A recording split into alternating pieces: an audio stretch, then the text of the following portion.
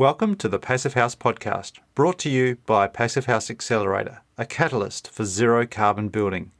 For news, stories, and connections from all flavours of Passive House, check out the articles, videos, and more at passivehouseaccelerator.com. Sign up to receive regular updates about events, join the community forum, and of course, attend the weekly online Global Passive House Happy Hour. Now, here's this week's Passive House podcast.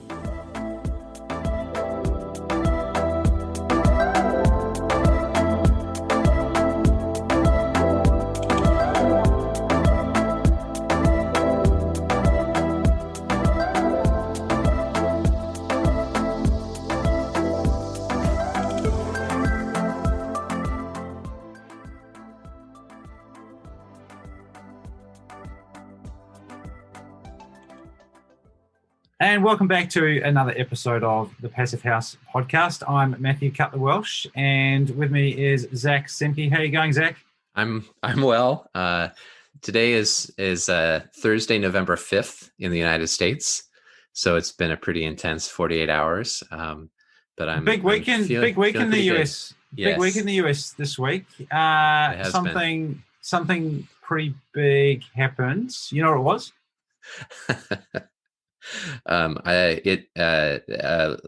Widespread lack of sleep somehow for some reason. Mass consumption of coffee. No, something and other substances. Something big happened, which is relevant to our conversation today, and it's not a good news story.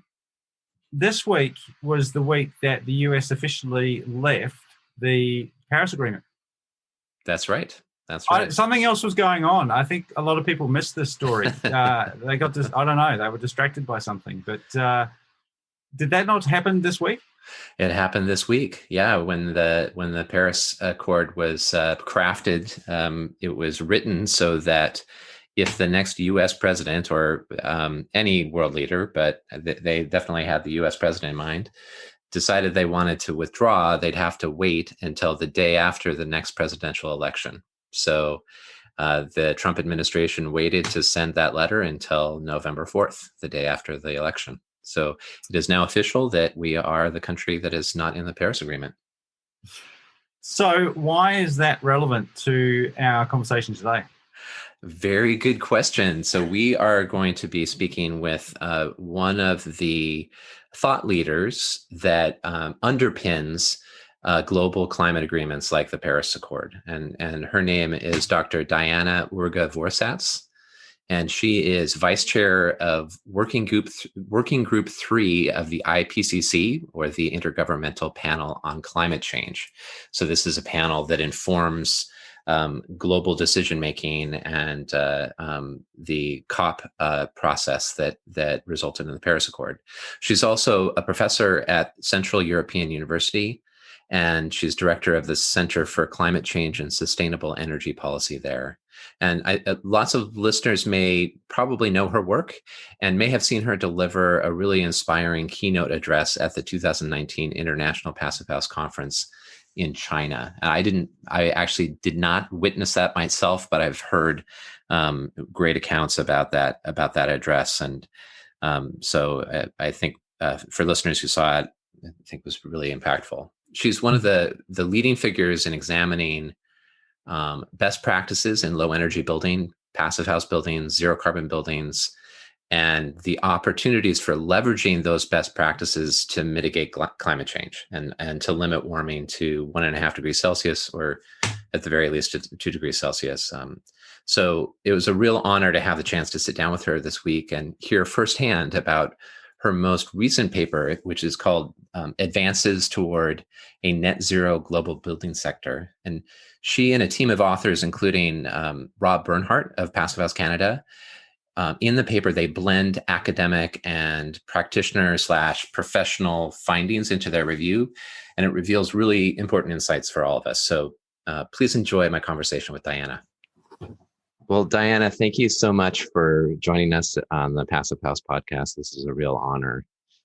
Well, thank you for the opportunity. Absolutely.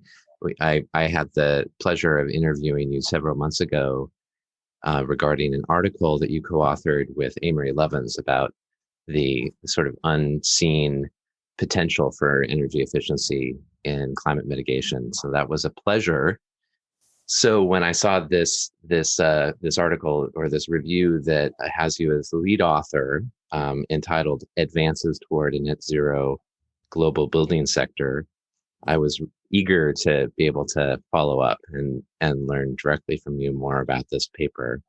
I wonder if we could start, if you wouldn't mind just saying a little bit about your role at the IPCC.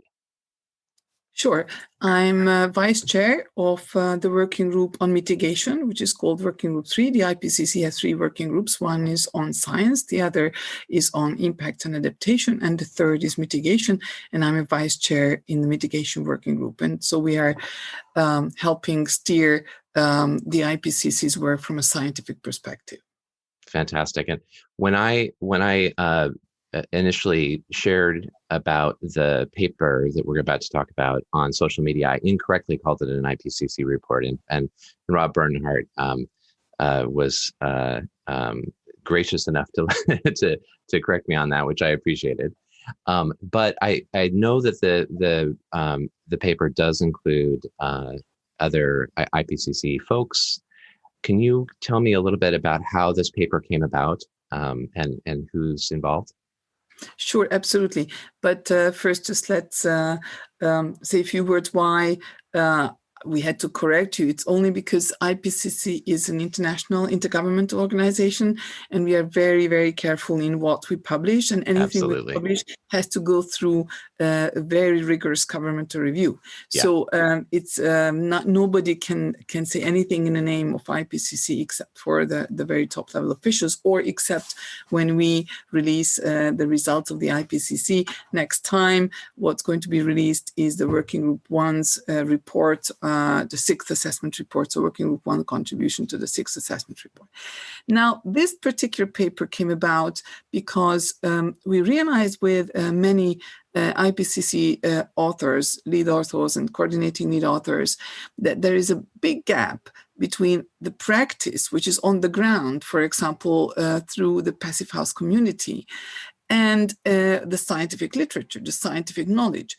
And this actually results in the building sector being really underrepresented in typically mitigation portfolios. And especially when one looks at IPCC scenarios and general scenarios, which look at long-term pathways to, for example, net zero or climate neutrality, then what we notice that the building sector usually takes a much smaller role than what we thought could take place if everybody was aware of what really advances are being made on the ground by the professionals and by the industry, by the construction industry. And indeed, we looked at the literature, the scientific literature, and this was the few rare cases when the science was lagging behind, or is actually lagging behind practice. So we teamed up with people from the industry, the professionals, and also leading scientists, also from the IPCC, but also from Oxford University, several others, to try to show that actually the practice on the ground is much richer and much more advanced than what the scientific literature and then modeling is taking up with regard to the possibilities of the building sector's contribution towards climate neutrality. So that's how was the initial motivation of the paper. Right, and you there's a term that a phrase called knowledge co-production that shows up. Can you say a little bit about that? Yes, thank you. We are very proud of that because it's the scientific community more and more finds out that our work is quite isolated from reality by us just sitting in our ivory towers and dreaming up and making our models and generally just doing our stuff in isolation from what's happening in practice. So fortunately, we have in this cycle of the Intergovernmental Panel on Climate Change, Deborah Roberts, who is the co-chair of Working Group 2, but she is a practitioner. She is an urban policy policymaker, and she was very keen on the whole concept of knowledge co-production. And that has really improved, I believe, significantly, not only science, but the usefulness of our science, not only within the IPCC, but in general, the production of knowledge that we are producing for either modeling or for policymakers and decision makers.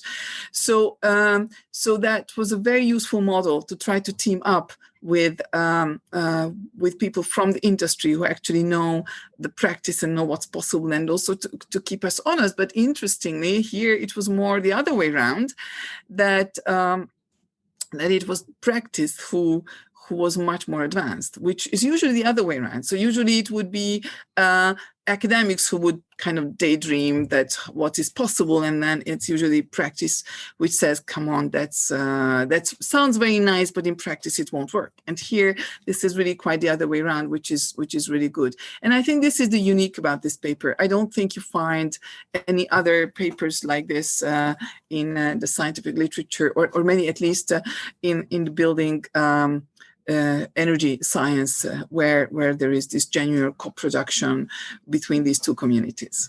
Well, that's exciting, and it's also validating to hear what you're saying in terms of the kind of at least as I'm interpreting it, the leadership position that some passive house practitioners and leaders are in here in this space. So that's fantastic. So why don't we dive into the paper itself, and what are the main findings? Well, I suppose the most important finding, I think, if I would need to summarize the paper in one sentence, is that the building sector globally is ready to be converted to a net zero, or to net zero. Mm-hmm. And of course, one starts to understand net zero carbon or net zero energy. And I believe we have to go for net zero energy and not net zero carbon, because then if it's carbon, then it's about offsetting and importing zero carbon energy and so on. No, I think it's really important for the building community, for itself, to go to net zero. And the reason is because if we look at the broader picture in climate mitigation, yes, there is a lot of good news recently that the single cheapest energy resource by today is solar energy. On the other hand, we need so much renewable energy in order to decarbonize sectors, especially those sectors which are really hard to mitigate otherwise or reduce energy demand otherwise, that we really need every sector where it's possible to fully take care of its own energy need, or perhaps even export energy. So, unfortunately, the building sector is, although we haven't fully proven this second step in the paper, but I hope this will be our next step. But based on the results and findings of this first paper, I think we can conclude that, or at least we can make the hypothesis that, yes, it is possible for the building sector to actually become energy positive, meaning that perhaps the building sector even could produce some of the energy for the other sectors. And in particular, what I'm thinking about is the mobility sector. So transport sector is not that easy to decarbonize. On the other hand, electric mobility is a very promising avenue for much of the transportation sector, not all, but some parts of it. And if we integrate buildings and personal mobility more, then I think the buildings could take a significantly larger share in the climate solution space. Wow. Yeah.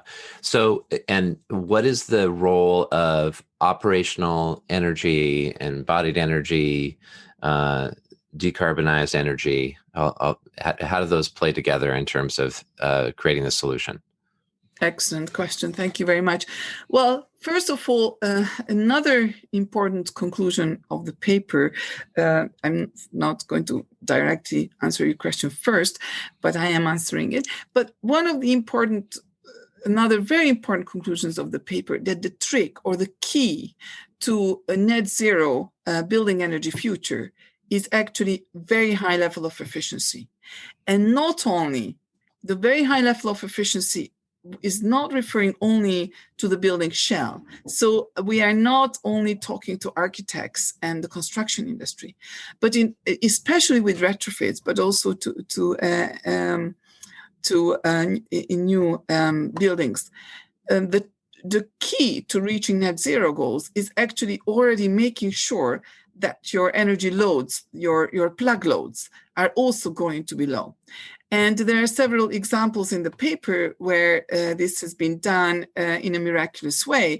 And sometimes I tell the story how even my biggest scientific mistake was when we nicely calculated which parts of the world we can actually not do zero energy buildings, because simply the incoming solar radiation is not sufficient to produce sufficient energy for the high per square meter plug loads, especially high-rise buildings, especially in areas where you don't have a lot of solar energy, and where commercial buildings or office buildings with very high per square meter energy usage.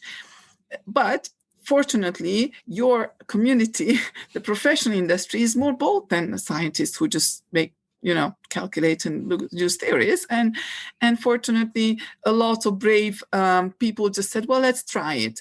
And they have managed to crack this nut by actually reducing plug loads and in general, building energy use, electricity use by factor of 10 in office building, even in office buildings and in high-rise buildings where with very high energy demands. And then suddenly it was already possible to supply all the remaining energy needs with the incoming solar radiation.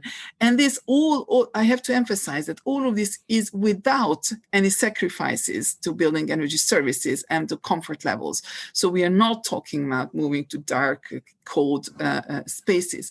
So that's an extremely important step, that yes, operational energy efficiency is crucial to a net zero building energy future. And here by operational energy, I don't only mean for thermal operation, but also mean for the operation of all energy services, which is within the building. And yes, we do have to look at buildings as systems and complete systems, and we do have to get these communities working together. So not only the architect, but also those who are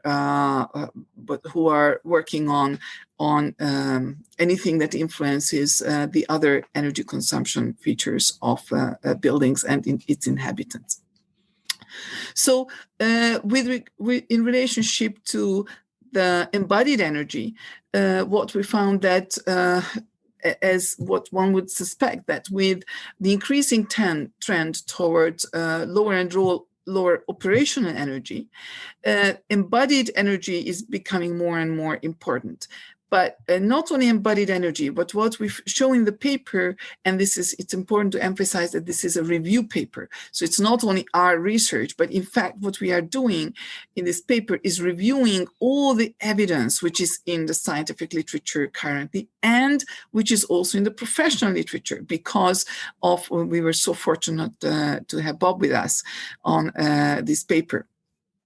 So based on all the professional and scientific evidence we found, the most important feature from a climate perspective in the building shell is actually the embodied carbon, mainly through highly energy-intensive materials such as cement. Of course, cement is one of the most energy-intensive, because it's not only energy, but during cement production, you have carbon dioxide emissions which go beyond just the energy use, and that is exactly the problem why it's so difficult to decarbonize. So even if you have have carbon-free electricity, you will still not be able to decarbonize cement production fully. So it is really important. So that's the next big climate challenge for climate neutral building sector, to really minimize the cement use, but also steel is another area where we have to go much lighter with the construction, with the use of steel. Since if we do nothing else, just construct the remaining cities of the world that the increasing urbanization will demand, until the middle of the century, we will have consumed 2/3 of our carbon budget that remains towards a 1.5 degree future. So that's a very significant amount. So there is a huge responsibility on architects and the whole construction industry to avoid that. And of course, it's not only think about new materials, but the first strategy is really we have to focus on retrofits rather than always building new. In the developed world, we have most of the buildings that we need, even in the middle of the century. We rather need to fix those buildings which we have and perhaps repurpose them. And that it will also help, for example, against slumming and other benefits as well, if we don't just abandon what is not so sexy anymore and move out to a brand new space. And of course, it's very attractive, you know, to utilize brand new space and put up totally new buildings, but that just won't help. It's just very detrimental for the climate. So first of all, retrofits are very high priority, and the second priority is reuse of construction materials. So it's really important not to think about new materials, but whenever it's possible to use existing materials. There is a lot of hype, well, perhaps hype is not the right word, but there's a lot of hope from bio-based construction materials, and that's certainly a very important way to go. Nevertheless, based on the scientific evidence so far, which I have to admit that it's not very big, but the scientific evidence so far is not that, doesn't show that high overall promise, meaning that it won't be able to replace a very high share of the cement or the emissions related to so embodied emissions and embodied carbon. So it is so we have to approach this from several perspectives, and not only through. So certainly in countries where there is a lot of timber available, it's a really important strategy. But in many countries, there is a huge competition for land. There is a huge competition for biomaterials. If we have BECCS or bioenergy combined carbon capture and storage as negative emissions technology, there will be a lot of competition for wood as well. Or other biomaterials. So the point is that that is really important to replace new construction materials, but the first strategy is to reduce new construction, and the second is to use existing construction materials rather than having to produce new ones. Yeah. So one of your paper also dives into cost and finds that there's little or no cost premium for new low energy buildings and passive house buildings. And then it pivots to retrofits, importantly, and looks at the challenges that we face with retrofits. So could you talk a little bit about those challenges and some models for overcoming those? Absolutely. So first of all, yes, of course, always the first question, okay, but how much more is it going to cost me if I go to net zero or if I go for a passive house or net zero? Now, what we really found is that it's better not to use an incremental model. So let's not try to get fixed on incremental costs, because usually that's not how construction happens, and that's not how policies happen. That's not how projects happen. But you have a budget and you have a purpose. And what the literature and also what practice, the professional practice and even policy practice has shown is that when there is will to have passive houses or perhaps net zero energy buildings as as a goal, then it is feasible to build these within the same budget, with the same level of comfort and same features, especially when it's not the first, but when a jurisdiction decides, for example, that will become the code, or that will become a whole district's main feature. So that was we were very fortunate to be able to document that, because incremental costs are very difficult to scientifically correctly or rigorously document that these are really in the same range.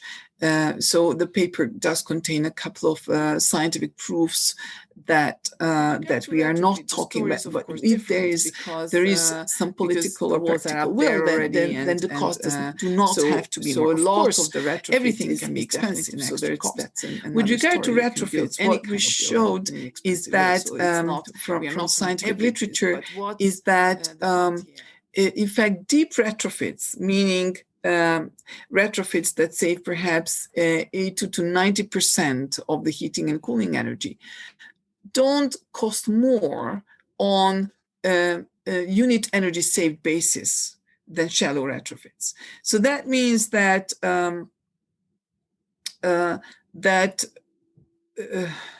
that it's important to go for the deep retrofits. However, as you mentioned, Zach, it's true that there are barriers. So that's a big challenge.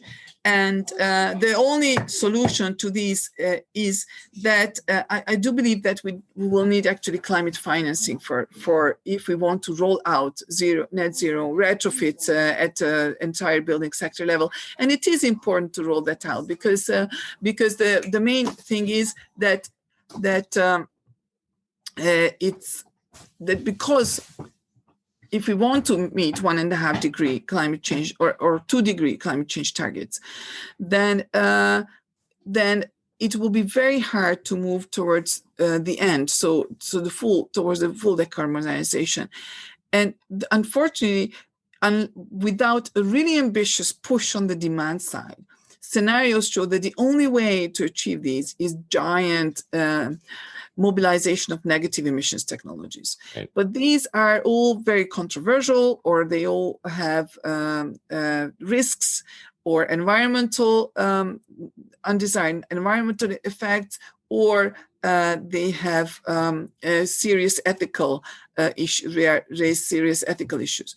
So it's and just a very, even if we forget about all of these, if we compare, let's say, carbon capture and storage to building efficiency, carbon capture and storage will never pay back. The only way it pays back if there is a carbon price, if we pay for climate change mitigation.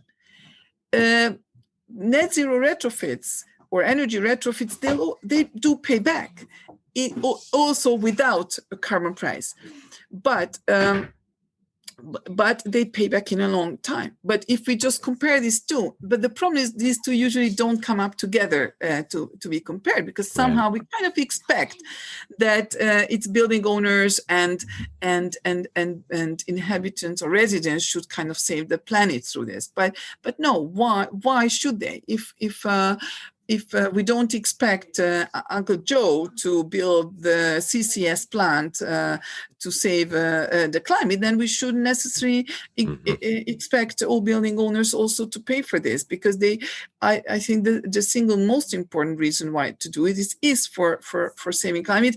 By the way, we also fix energy poverty. We fix actually a lot of the air pollution related issues, or as a matter of fact, virus transmission, because these buildings have a very are much healthier, and infection rates are significantly lower, which we also, not with regard to COVID, but in respiratory illnesses, we do document in the paper.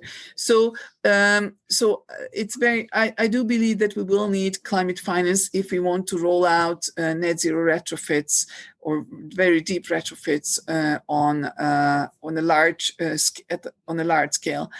But unfortunately, very few countries have done this so far. Now the European Union is just rolling out. As we released the paper, they also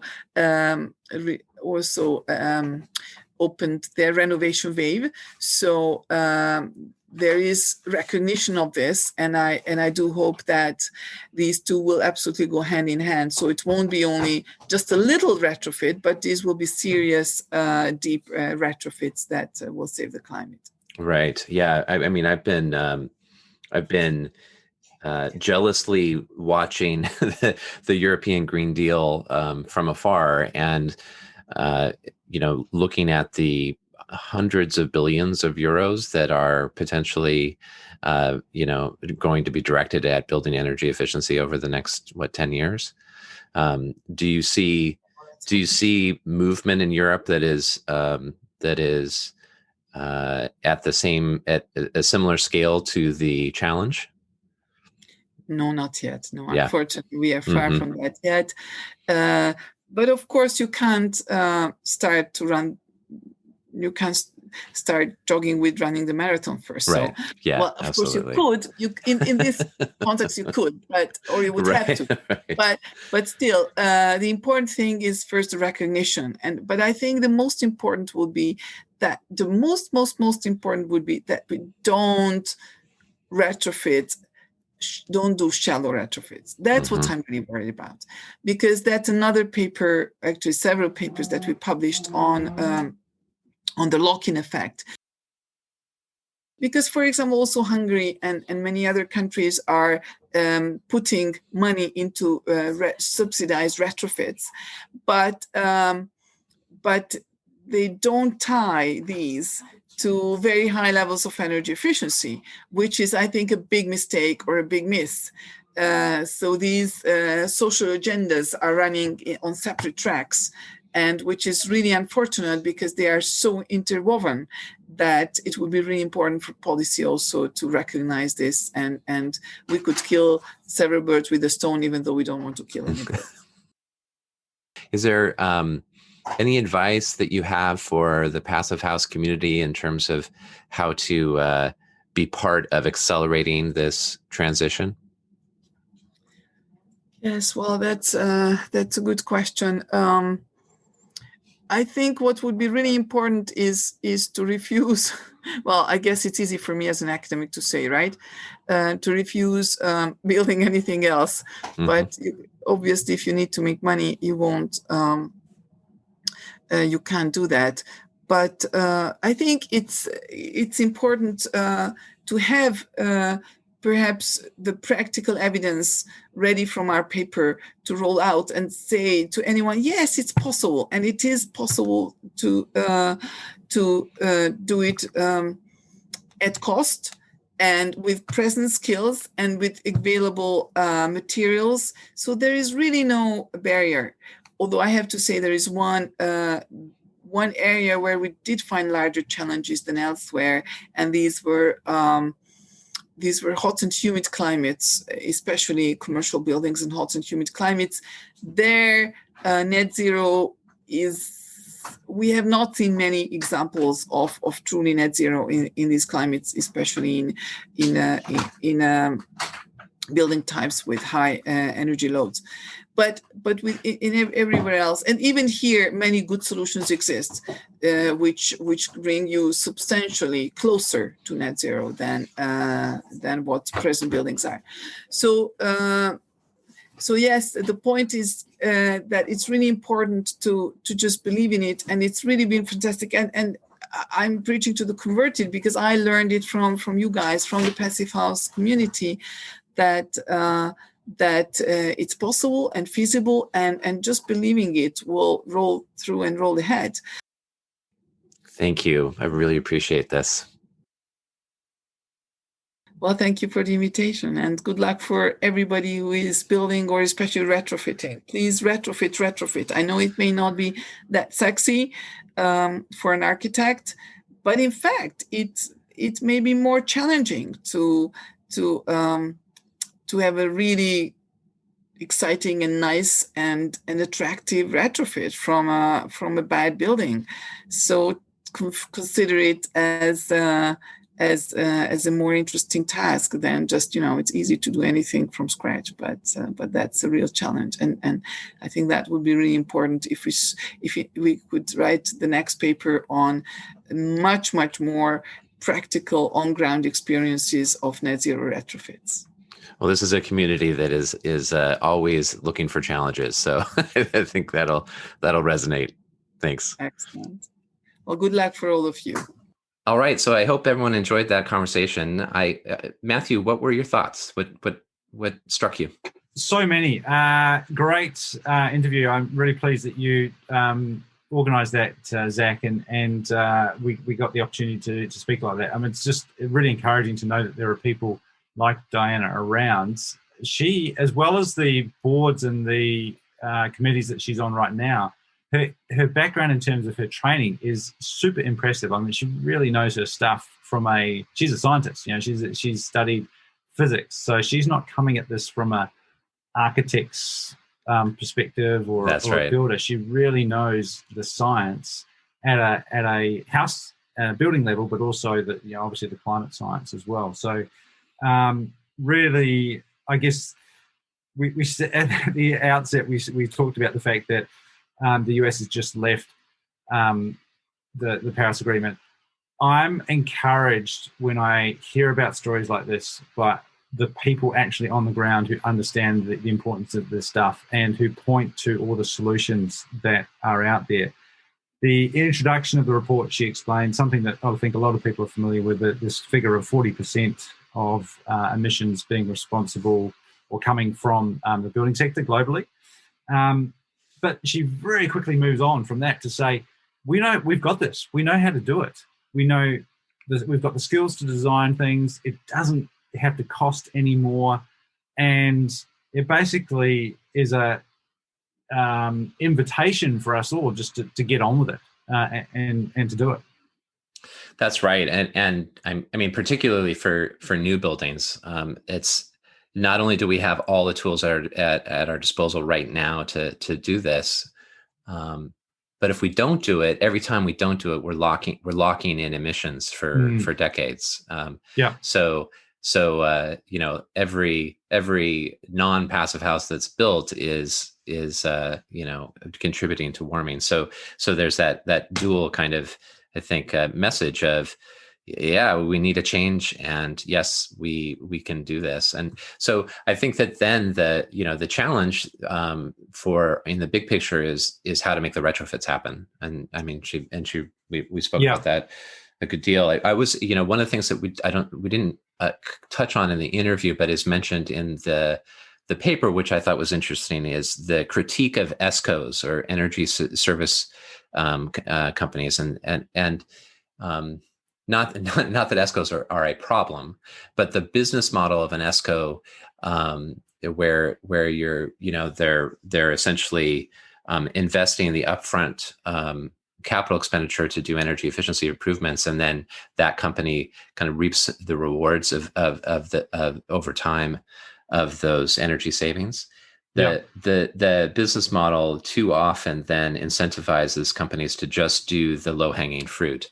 And if you do that, then it becomes more difficult to do the rest of the pie, or the rest of the tree. I don't know what the right metaphor is. I'm using metaphors. The branches and the trunk. So yeah, exactly. And so I thought that was just that was something that stood out a little bit in that broader discussion of how do we get to deep energy retrofits at the sufficient scale. That really stood out for me as well in going through the report, and the report's really digestible. It's an academic journal, but I definitely encourage people to grab a copy of it and read through it, because it's got some great stuff in there. I've been involved with those energy service companies and some of the programs, and I think there's the financial payback that they can see from the low-hanging fruit, changing the light bulbs, maybe sticking a bit of insulation if they can. But I think certainly some of the programs that I've been involved in, they're often a marketing exercise. So they're companies that want to be seen to be doing, the energy companies, local utility companies that say, we're actually a monopoly here, but we'll throw some money at some insulation and we get a bit of a feel-good factor. It's not all like that, but I think there is an element of that. And to really get the full benefit of fixing up our existing housing stock around the world, we need to go beyond just those immediate energy savings. And it's not just about energy.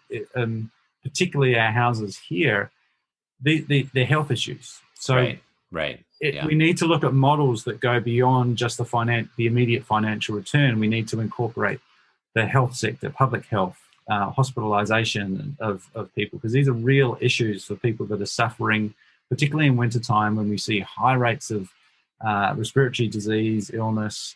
Winter mortality rates are pretty elevated in a lot of countries, and these aren't issues that the building power companies are necessarily have on their books. We need to look at how to connect health providers and health sector with the building sector.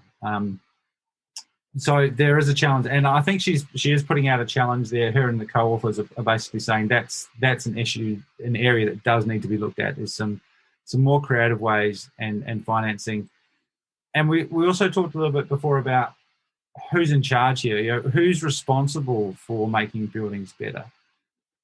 I think this is an area where we do need some good policy leadership, because that's where the connection is going to come from. Or to join the dots between the building sector and the health sector. Yeah, that makes so much sense. And we see examples where smart policy completely tips the scales in terms of the market transformation.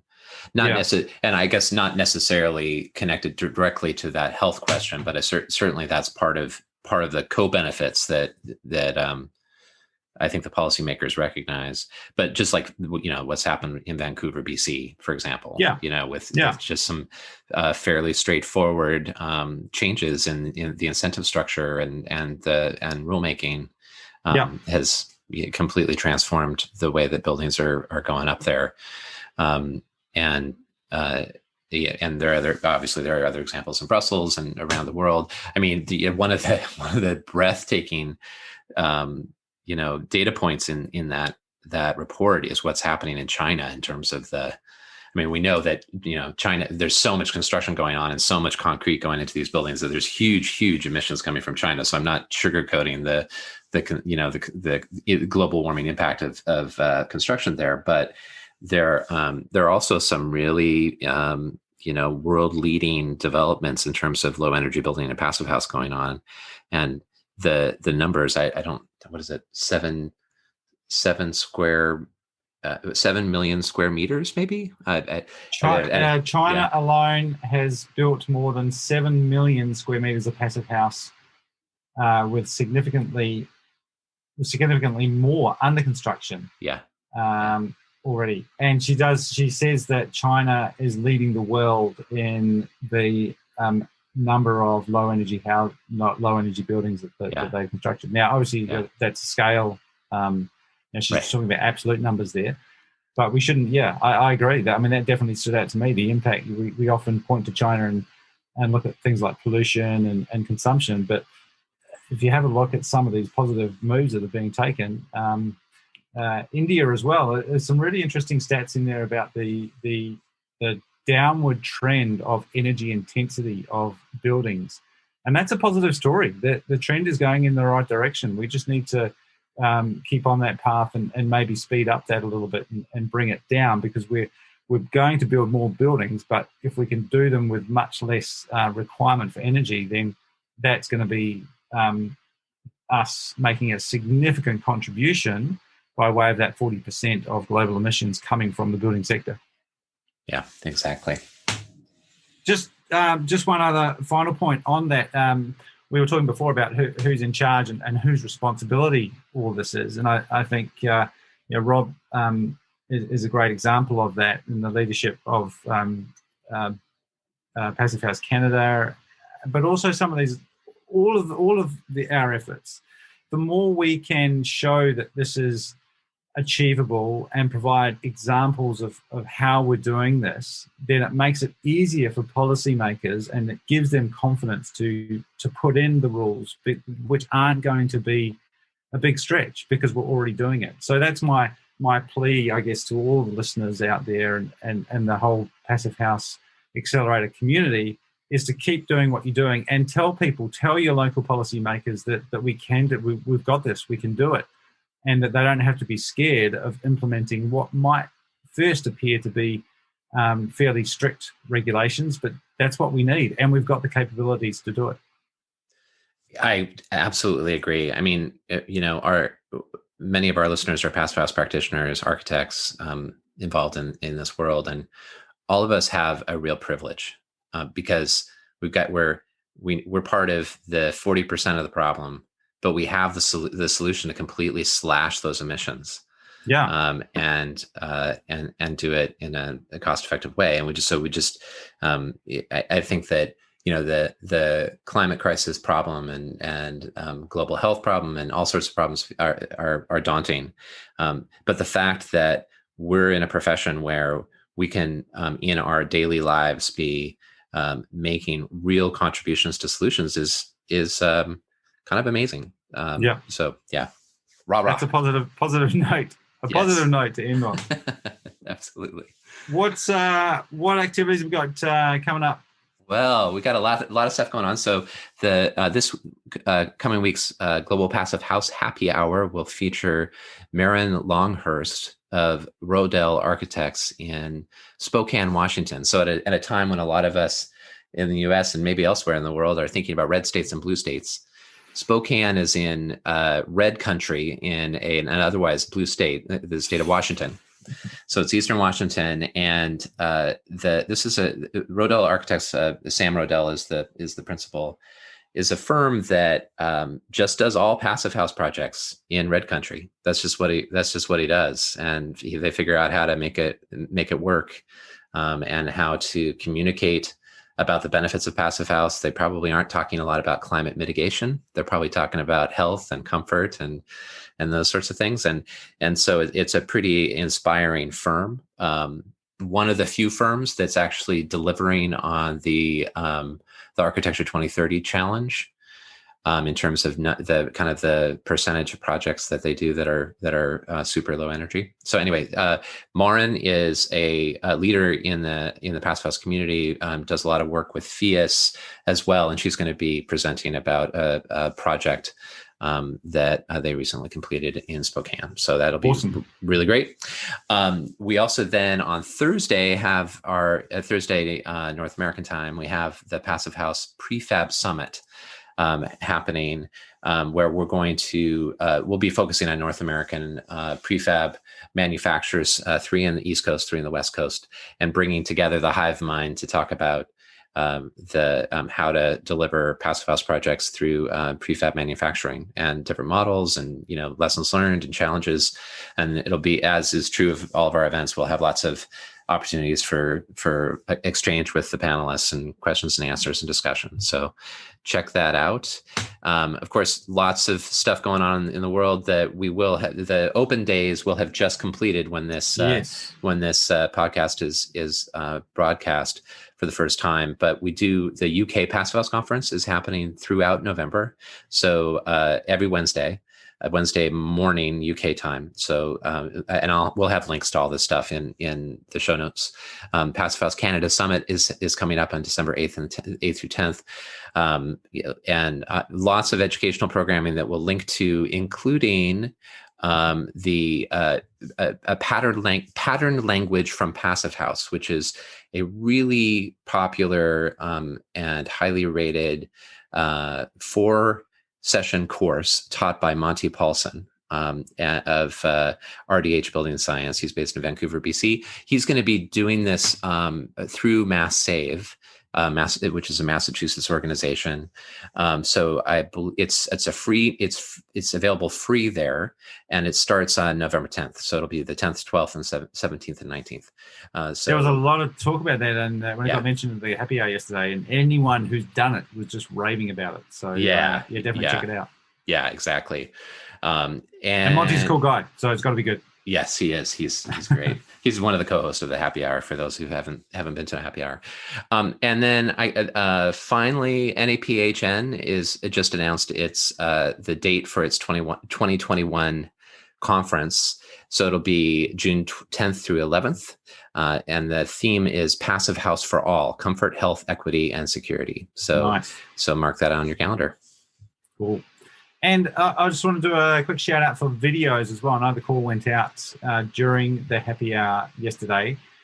Good time to do it if you are going out on site to one of those Passive House open days. This will have just been passed by the time this airs. But just pull your phone out, take a video, and share them around, because we love looking at videos of passive houses, and all passive house enthusiasts do, but we need to share those to a wider audience as well. So send the videos into the Passive House Accelerator and get them featured on the Global Happy Hour.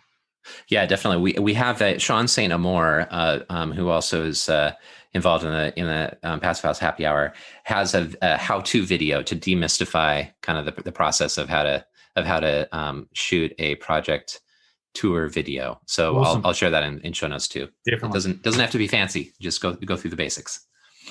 All right. Hey, well, it has been a big week. It's not over yet. Hopefully by the time you're listening to this, it is over. But it's not over for us. I think regardless of where we're at, that's come back to this feature interview today is a really positive story. And I really like your comments there, Zach, about us. We can look at this two ways, that we're 40% of the problem, but we're also 40% of the solution. So I'll leave that thought with you. Thank you for listening in, and we look forward to hearing back again next week on the Passive House Podcast. The Passive House Podcast and all of the programs of Passive House Accelerator are made possible by generous support from our sponsors. So I want to say thank you to them. Our founding sponsors are Baxter Architects, Mitsubishi Electric Trane HVAC US, RDH Building Science, StoCorp, and Zola Windows. And our stakeholder partner is NYSERDA, the New York State Energy and Research Development Authority. Thank you.